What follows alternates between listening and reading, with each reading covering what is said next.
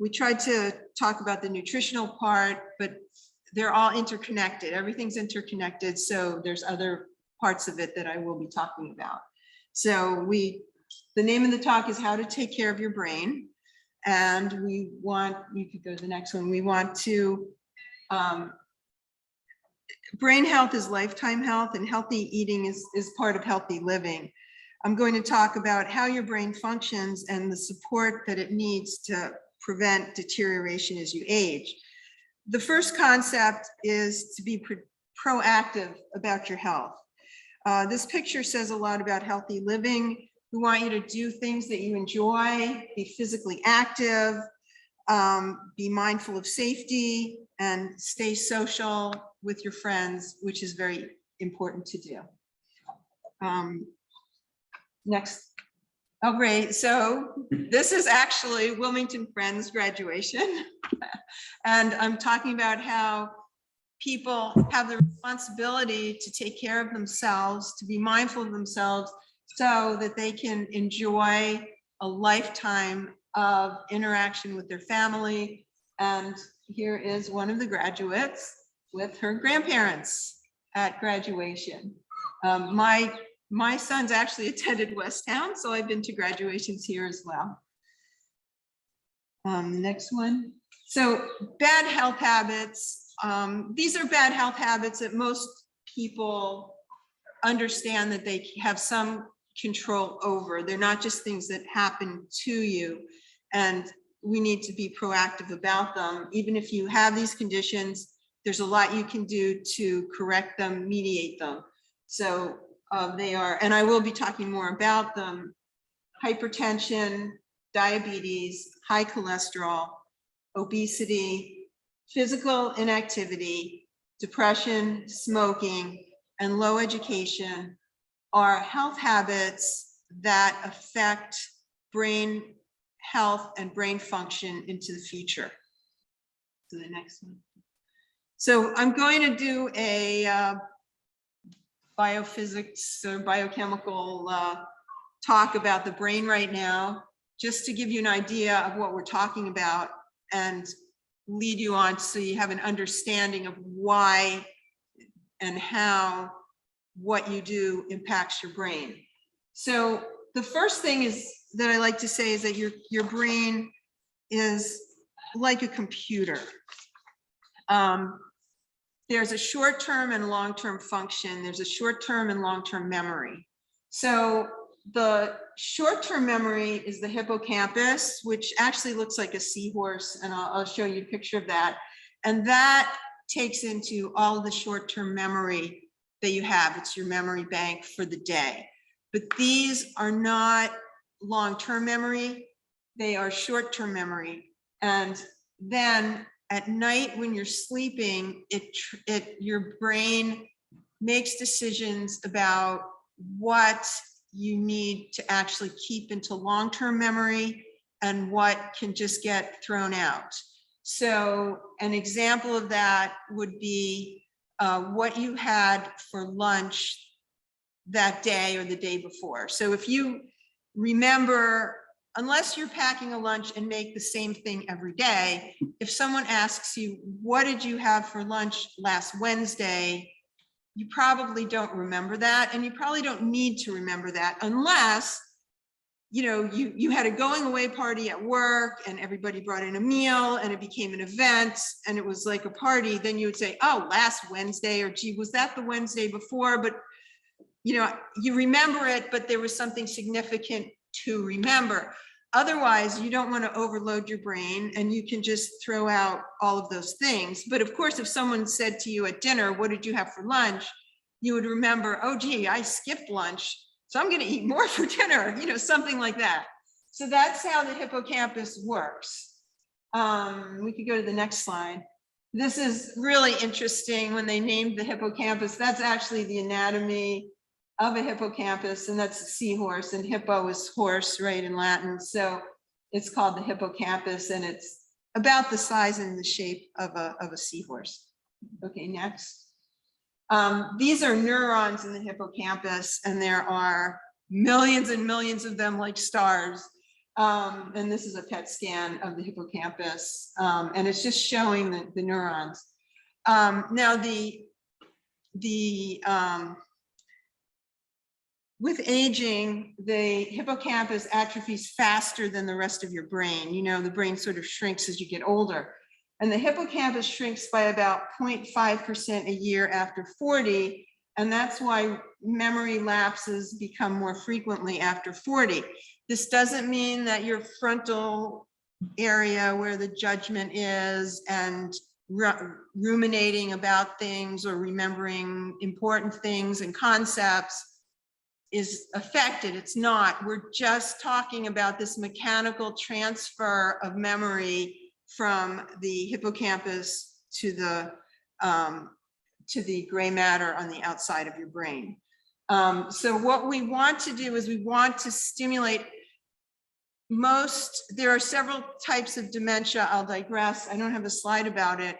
So when people talk about Alzheimer's, they're not really talking about all of dementia. Alzheimer's, although we all understand, and it's a euphemism for, you know, memory loss, is actually a very specific brain dysfunction with certain plaque, and it's a biochemical, it may be genetic, and we're learning a lot about it.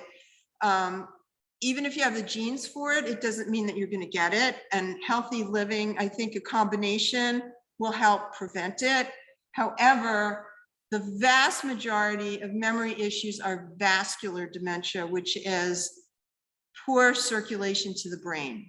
And that's what we have to fight. So, you know, there's sort of like Pick's disease, which is an early dementia.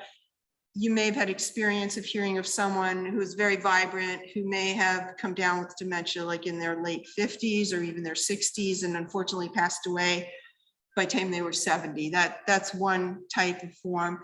Alzheimer's typically occurs in the late 60s, early 70s, and people rarely make it into their 80s. But then other people that are living vibrant lives, sort of, you do get more memory loss. There's 50% of people over 85 have some memory loss, but it's vascular, and it's more about the hippocampus because they're still remembering things and they're still functioning, and it's a little bit spotty as to the course of it. But we want to try and prevent this, and this is what we are able to do, and this is the vast majority of dementias. So what causes atrophy of the hippocampus?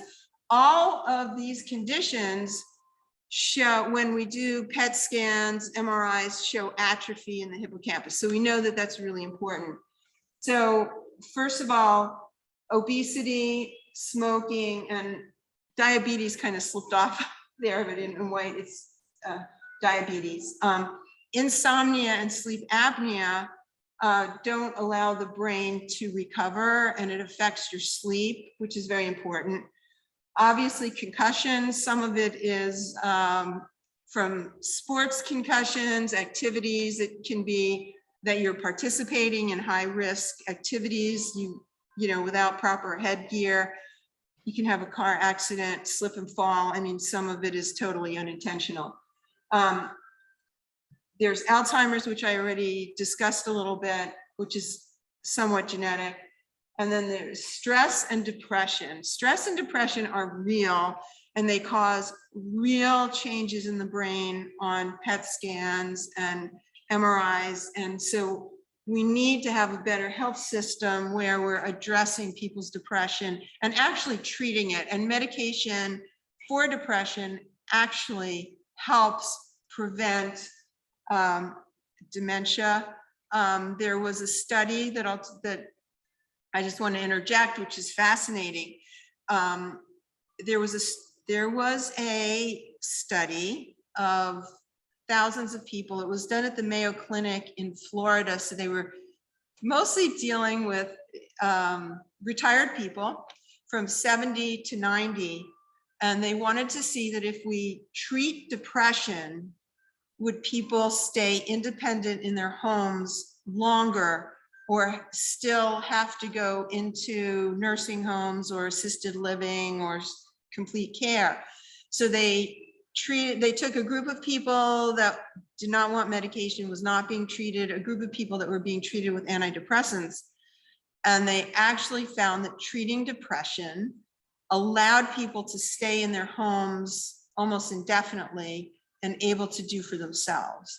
They also found out that, a certain amount of people independent of this study were getting like a dementia, and then certain ones of the drugs actually prevent dementia. Certain of the antidepressants prevent dementia. So we're trying to use those, and there's another study going on, and this is one of the Mayo Clinic studies that I get to know about, even though it's not published yet because it's ongoing, and the results are very favorable so far. And the medications are generic, so they've been out for so long that we know about other side effects, and it's not a revolutionary new medication. Okay, you can go to the next. Can you go to the okay. So we talked about the multiple risk factors, and this is actually a brain with no risk factors. The hippocampus remains large, the brain doesn't shrink, it stays normal size or just slightly smaller. And then people with multiple risk factors, for instance, they talk about athletes who have, football players that have had a lot of head trauma. They have a smaller shrunken brain at a younger age, which they're attributing to multiple concussions, and they get dementia. Next slide.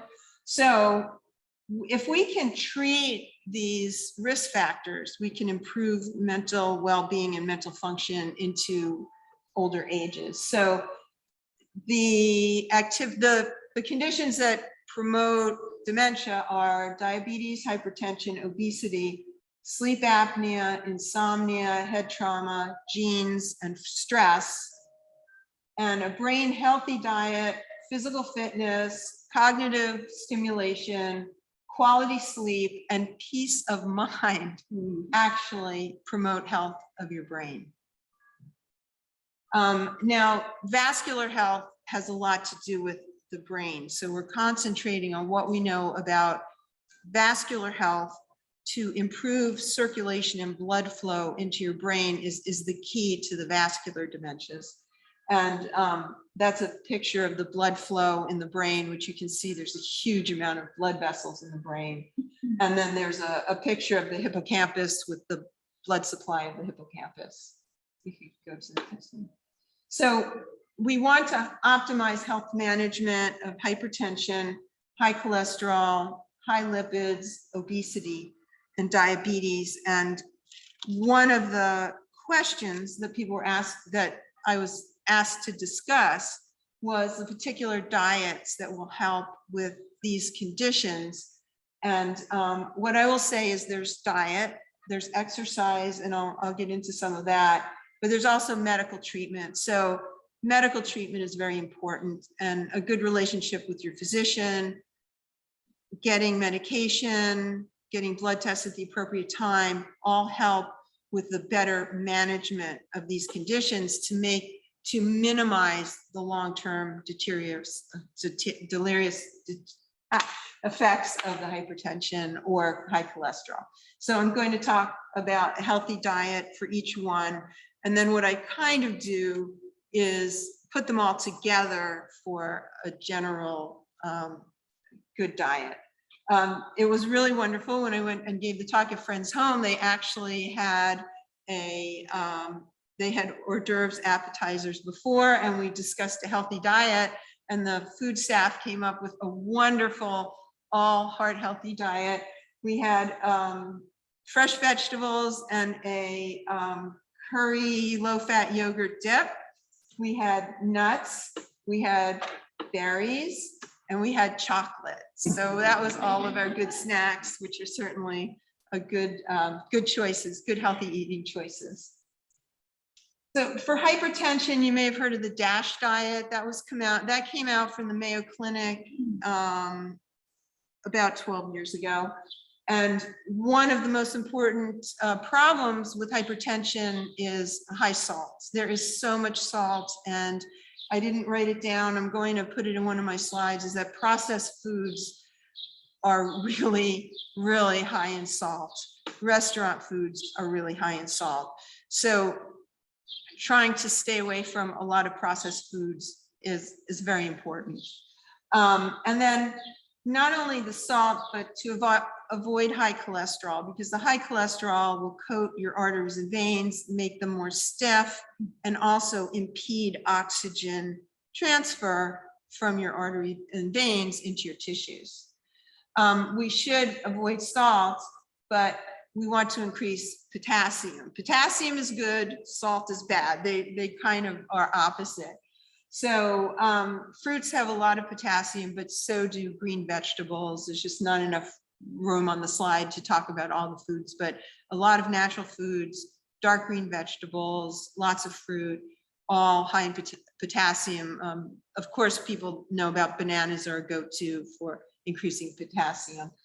Also, calcium and magnesium are very important also, and there's a lot of calcium in green leafy vegetables, broccoli, kale, spinach, and also in low-fat dairy, and I can get into dairy in a few minutes.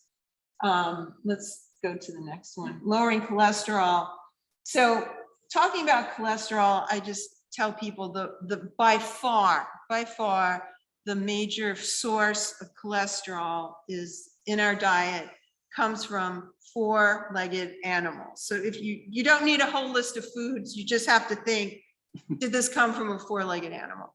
So we're trying to have people avoid red meat, any kind of red meat, pork, lamb, veal, beef are the most common ones. And we should have people avoid it. But I also want to say that you have to have, all or none is a little too obsessive, and you need to have a good life also. So if you go to a friend's house and they're having steak on the grill, have one. If you're just cannot, if you're traveling and you end up and, it smells so great, you just need a burger, just have one. Most of the time people do well with like maybe twice a month having red meat. However, what we want you to do is don't put it in the rotation. I remember when I was shopping with my mother, she would have like beef one day, get, little tiny steaks, or maybe beef for a roast or a stew. And then there was ground meat, but then there was chicken, and then there was fish. So she would buy several, meat products, several chicken products, maybe rarely a fish product. And that was our dinner. So what I'm trying to say is when you're grocery shopping, try to eliminate the red meat, really concentrate on getting chicken, turkey. You can get turkey thighs, are very easy to cook, and really embrace learning how to cook fish. It's really good, it's delicious, and seafood is fine. So you've got 4 options there, and then occasional beef is just fine. If you're gonna make spaghetti and meatballs, do the turkey burger meatballs instead. So you're just making simple changes in your life. And then full dairy products. So whole dairy products have tons of cholesterol in it. Think of butter. That stuff just is coating your arteries and veins. You're just spreading it on your arteries and veins. It's not a good thing. Sometimes that will give you a little aversion to it. Tastes good once in a while, go ahead and make it. Christmas time, butter cookies, what are you gonna do? Got to do it. But as there are healthy choice types of margarines that are very good for you. And then skim milk is fine. We want people to have yogurt. Yogurt's wonderful. It gives you lots of good bacteria. There's a whole nother talk on gut health, and gut bacteria really, it dramatically changes your health. I won't get into that today, but eating kombucha, it can be soy if you have lactose intolerance, or almond milk are fine, just to stay away from the whole fat dairy products. So 0 fat. And then so many of my patients are doing this, but they're eating cheese. So I'm telling people, cheese as a flavoring, not as a protein source. Okay, so grilled cheese sandwiches, don't do it. If you're gonna have some blue cheese on a salad, that's probably not a significant amount, so that's fine. So you have to use your judgment on it. I just tell people it's not, it's not all or none. You're living in a, there's a lot of wonderful food out there. Enjoy it. When people go on a holiday or a trip, you're going to Paris, eat the pastries, go ahead. You know, it's a treat and it's part of the cultural education that you're getting. I will say that medication may be necessary. Some people just have really high cholesterol. I have people who are swearing to me that they're just like fractionally off being vegetarian and they still have sky high cholesterol. And I ask them family history, parents, one of their parents or both of their parents may have had really high cholesterol and medication may be necessary. And statins are really a good thing. Statins lower your body's inflammation. They are very good for you. It's very rare. And I do blood tests. Some people have muscle issues with it, but there are other statins that don't cause them. So it's worth that conversation rather than saying, no, I can't take statins. And the people say, what about the side effects? The side effects are less heart attacks, less strokes, and a longer life. So that is the vast majority. There are some people who can't take them. There's other things we can do. And then increasing fiber and whole grains and vegetables will really help.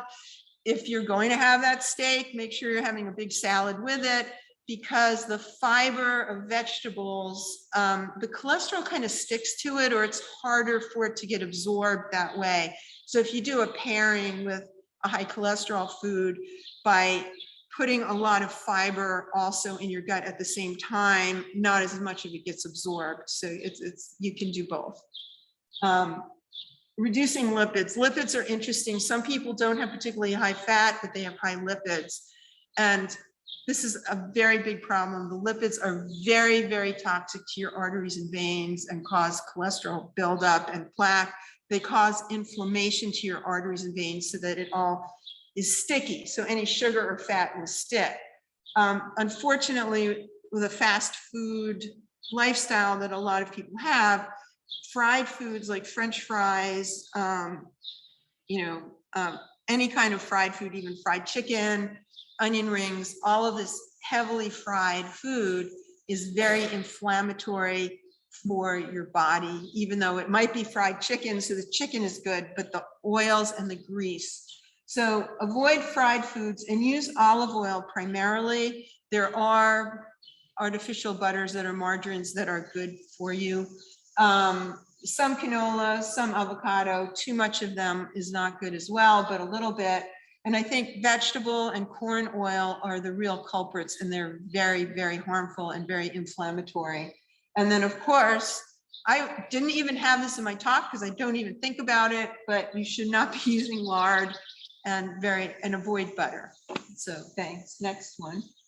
Obesity. This is so hard. Some people are just bigger people. I mean, there's a lot of genetics involved. I'm very aware of that. In my practice, I have a body mass index machine, which tells us how much muscle you have and how much fat you have. Fat will store energy. And when you eat more calories than what you need, it stores it as fat. When you have a lot of muscle mass requires sugar. So sometimes you obviously know, teenage boys, or, there are some people who are like just eating machines. They're all muscle and they're just eating. They're always hungry. They're always eating and they're not getting fat.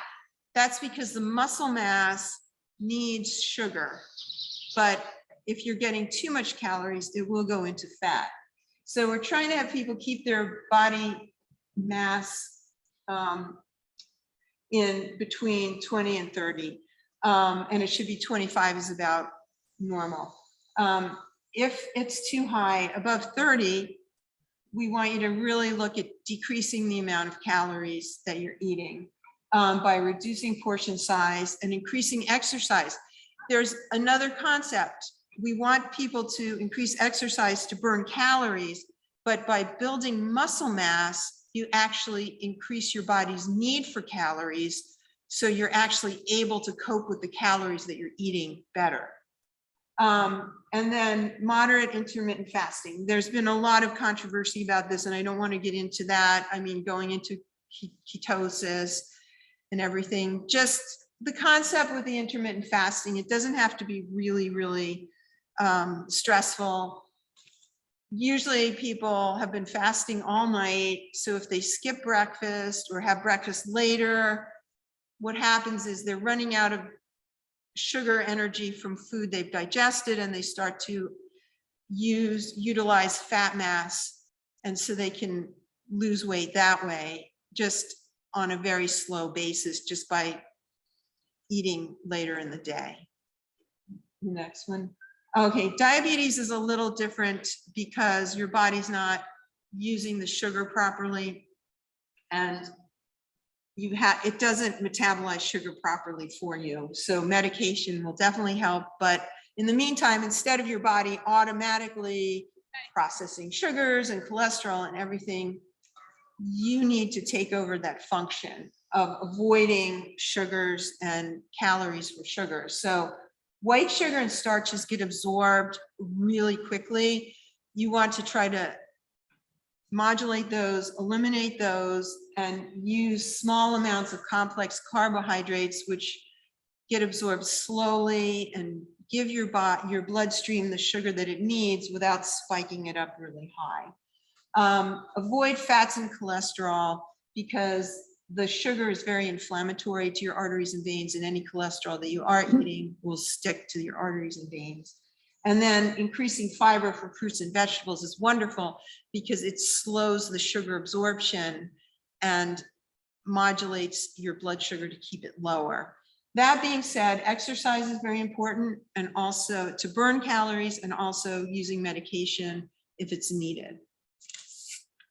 So if you put all of this together, you get kind of a common sense diet. I try and also have it be an elemental diet. So elemental in that you're eating raw materials and not eating too many complex, not buying highly processed foods that have a lot of additives and chemicals and everything to preserve them.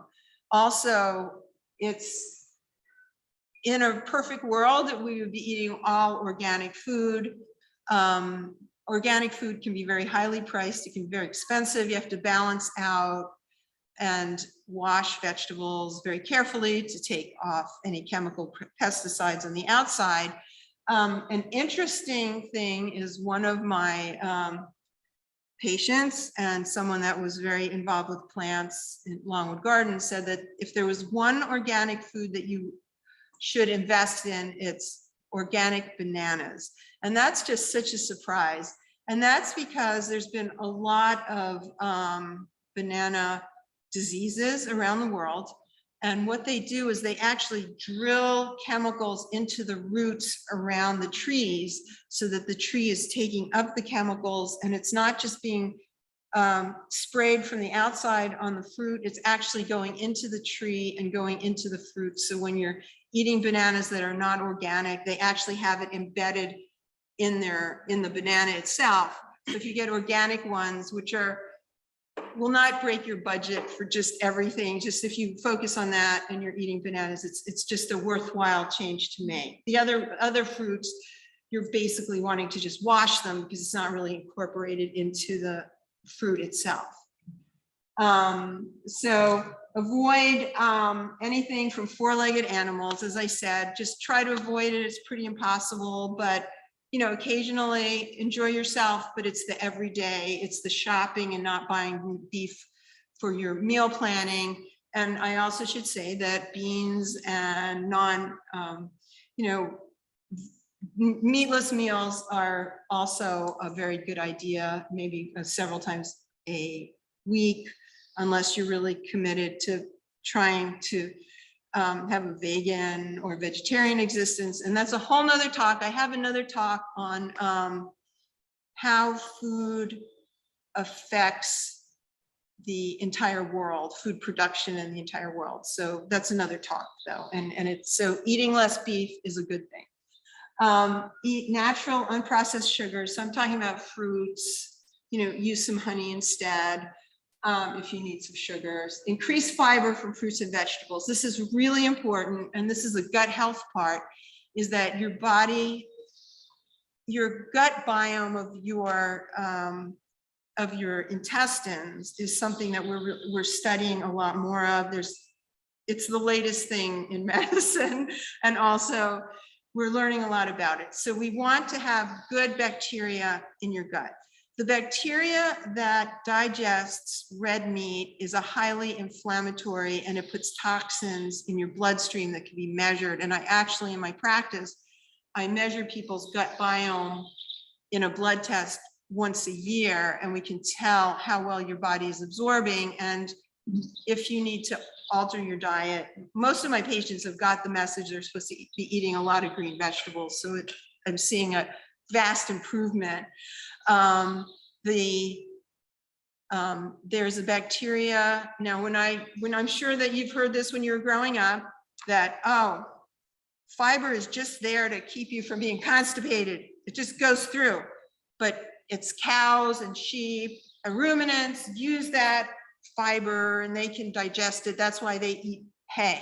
People can't eat hay. So that's something you've grown up with, but now we know that while we may not be digesting the gut bacteria, not be digesting fiber, your gut bacteria is digesting it. So it's really interesting. And if you are eating a lot of green vegetables, you are feeding your pet bacteria, the good ones that improve your health, and they actually produce butyric acid, which is an acid wash for your arteries and veins, and it maintains your artery and vein health. So that's the link of why vegetarians, like people in India, where there's a very large population of pure vegetarians, the amount of dementia is very low. And it's not because they're starving to death from not eating enough food. It's actually because they have none of the bad bacteria from beef in their gut. So that's fruits and vegetables. Fried greasy food, which I said before, which is those oils are very inflammatory for your arteries and veins. And then just watch portion size. Now, eating great big large salads is wonderful because there's really very few calories in it. You have to watch how calorie dense the food is and limit calorie dense food. Next one. Oh, what is there to eat? Like, I have my patients go like, I can't eat anything I like.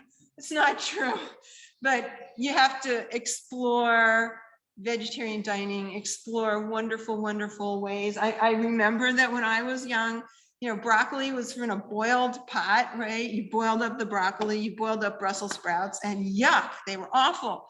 Today, they have modified and they've bred Brussels sprouts that don't have the ick in them. But now we know that we can roast them and it's amazing. And I tell my patients, if you are the kind of person that wants to open the refrigerator and grab something, then buy 3 or 4 broccolis, buy 3 or 4 boxes of Brussels sprouts. And as you're unloading, groceries, if you're going to spend some time cooking, put them in the oven and roast them, and then put them in the refrigerator and have them there so you can microwave it during the week, or just go in and have it for a snack, and it's wonderful. So I think we've learned a lot about that. Buy fruits and vegetables, apples, oranges, bananas, just to have them to grab for snack food and say, okay, I had my apple today, had my banana today, had my orange.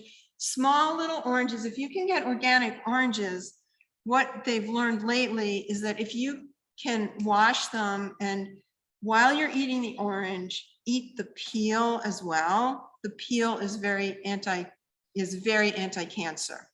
So it's interesting. And then organic complex whole grains, and I should have said beans, they're also extremely good for you and a good source of protein.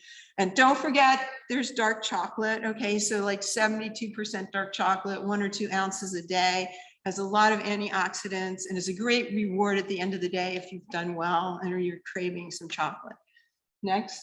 The next part I was going to go into was some vitamins that are very important for your health. You don't have to have 6 million bottles out there. There's been some controversy as to whether a multivitamin is actually good for you. I've pulled out a couple of the ones that are very important. Vitamin D. In my practice, I check people's vitamin D levels once a year. Inevitably, they are too low, unless it may be in the summer, it might be up, but most people are using sunscreen and are careful not to get too much sun because they don't want to get skin cancer. And what we've done is we have our whole lives are mostly indoors. We get outside for a little bit. Even farmers that come in to see me, they're still wearing long sleeve shirts, a hat. Their vitamin D is low. So vitamin D, it's very important though. I have a lot of people who come back to me, their vitamin D is low. I said, are you taking vitamin D? And they said, yes, it's in my calcium pill. I'm going, no, no, no, no. The vitamin D that you need to have is in a gel cap because it has to be absorbed in oil. So if you're taking a calcium supplement that has vitamin D in it, in that pressed powder pill, it's just not going to get absorbed. You're taking it, but it's not reaching your bloodstream. Next one. Vitamin B12 is another one of them, is the other supplement which people take. It needs to be sublingual. It has to be under the tongue, and it needs to be absorbed directly into your bloodstream. If you are being mindful of not eating a lot of beef, you're not getting as much B12 because that's mostly in red meat. So you may need to get a B12 supplement. I usually tell people to get a B12 complex, which is over on the right, on the left, because if you're not getting enough B12, you're probably not getting the other B vitamins also, but we're not measuring for them. B12 gives you a lot of energy and helps avoid anemia. So it's a good thing to have. And if you get too much, it doesn't matter because it's water soluble. And if you're getting too much, you just kind of pee it out. It doesn't get really toxic. It just leaves your body. Next one. Omega-3 fatty acids are fish oil. There's a debate about how much of the fatty acids are really helpful. They would like you to get it from oily fish, so salmon. If you're eating salmon, 2 to 4, salmon, tuna, mai, any of the oilier fishes, 2 to 4 times a week, and that includes tuna sandwiches or something at lunchtime, you probably are getting the most benefit from the omega-3. They're also, the latest research is that it's not the DHA, it's the EPA. So you want to have 1,000 units of EPA, and those also need to be in a gel cap.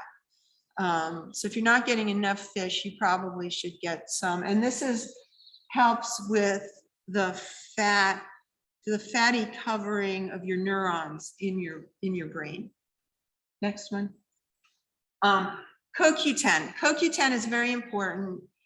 It's an enzyme which helps, and here's my biophysics background. And you may have heard of this in chemistry or biology, that ADP goes to ATP, and it's an electron, and it provides energy for your body. So there's a enzyme, CoQ10 is the enzyme which facilitates that process. And what it is every time you are flexing your muscles, the muscles sliding over, the muscle fibers, the ratcheting is actually ATP to ADP electron molecules moving your muscles back and forth. So you need to have enough CoQ10 to fuel this. The reason that people get cramps from statins is that it depletes your CoQ10. So if you're on a statin, take a CoQ10 with it, and that will prevent the cramps from the rosuvastatin or cholesterol medicine you're on. Okay, next one. And then aspirin's also very, it's been in the news a lot. They're saying don't take it. I have people who have come in and stopped taking their aspirin. Because they said if you don't have any existing heart disease, you don't really need to take it. So I get that. But people are forgetting that if you have high blood pressure and you're on hypertension medicine, that counts as a heart disease. It's vascular disease. So more people should be taking the aspirin. If you're getting bruising from it, you can take it every other day or twice a week. There's also some very intriguing studies on anti-cancer. People that have been on aspirin, there was a trial of nurses in Massachusetts a long time ago. They looked at that for cancer, and people that are on aspirin have less cancer, and people that have had cancer and are on aspirin have less metastatic spread of the cancer. So that is all ongoing research, and I don't know, it'll probably hit the news at some point. Next, exercise 40 minutes, at least 40 minutes, 4 times a week. The more exercise, the better. Unless you're getting to the point where you're exercising so much that you're hurting yourself.